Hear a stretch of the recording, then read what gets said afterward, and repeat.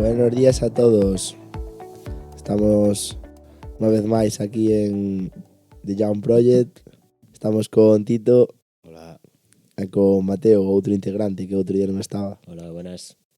Bueno, e como se vedes, eu son Raúl, o presentador, e voulles facer un par de preguntiñas a estes dous. Vale, para empezar, hoxe vamos a analizar o empleo juvenil, indo directo ao grano. Primeira pregunta. Cando falamos de acceso ao empleo da xuventude hoxe en día, cal pensades que é a maior problemática que hai? Yo creo que es la tremenda inestabilidad, los contratos encadenados que no te permiten hacer planes de futuro. Pensades que a xente nova ten máis oportunidades laborais que as xeracións anteriores ou menos? Yo creo que menos estabilidad. Quizá tengamos más opciones tecnológicas, pero con peores condiciones reales. Hasta que punto o desempleo juvenil é unha responsabilidade individual ou un problema do sistema?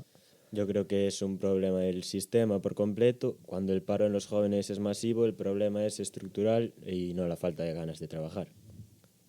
Vale, pasando ao bloque 2 xa, a formación e as empresas, falamos hoxe das aulas. Que pensades que existe? Un desaxuste real entre o que se aprende e o que piden as empresas? Sí, es una realidad. Lo que estudias en el primer año muchas veces, al paso del tiempo ya se ha quedado anticuado. O sistema educativo prepara suficientemente para o mercado laboral actual? Yo creo que no, sigue muy enfocado en memorizar teoría y evalúa muy poco cómo resolver problemas reales del día a día. Tito, pensas que todas as persoas xóvenes parten das mesmas oportunidades? Para, Que factores marcan máis diferencias? para nada, el nivel económico familiar y tener una red de contactos previa marcan una brecha bastante grande. Vale, pasamos ao bloque 3, o muro da primeira experiencia. Entrando no terreo práctico, identificades vos máis co muro da primeira experiencia. E por qué? Totalmente. El bucle es absurdo, te piden experiencia para contratarte, pero nadie te contrata para que puedas tenerla. Parecese xusto que se pida experiencia para postos pensados para xente nova, Tito? No, es una injusticia. Convierte los puestos de entrada en barreras infranqueables para los recién llegados.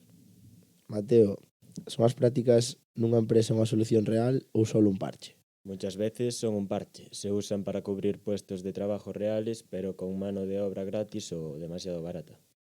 Para ti, Tito, que estrategias pode seguir unha persoa nova para ganar experiencia sin traballar gratis? Pues la verdad que apostar fuerte por la FP Dual, que combina el aula y la empresa pagada, y bueno, o desarrollar proyectos propios que demuestren que lo vale.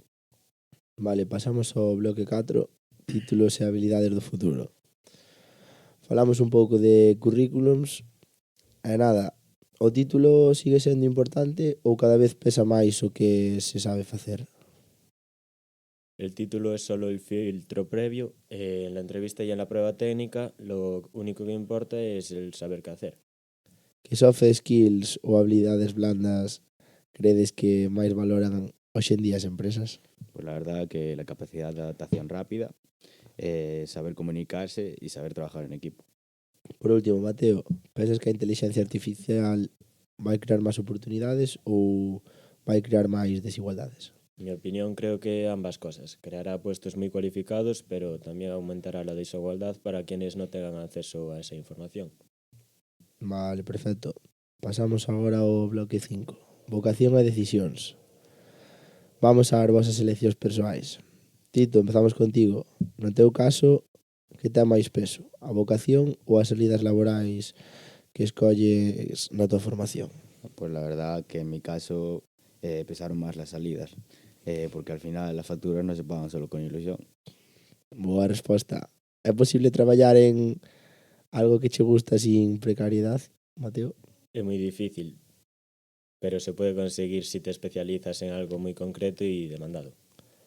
Que riscos ten elexir estudios donde só vas por diñeiro e non polo que che gusta realmente, Tito? Pues si eliges solo por dinero, acabas quemado y amargado.